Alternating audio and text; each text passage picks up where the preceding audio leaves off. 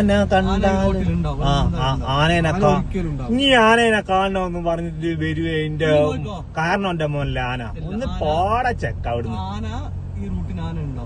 ഈ റൂട്ടിൽ എന്നോട് പറഞ്ഞില്ല ആന ഉണ്ടാവും. ഓ സ്ഥിരം കാണുന്ന കാളിന്റെ മോനല്ലേ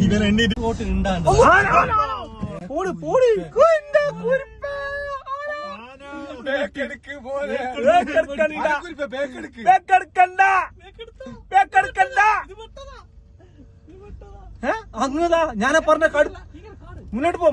ഇങ്ങനെ പേടിക്കണ്ട. വെയിറ്റ് വെക്ക് 1 2 3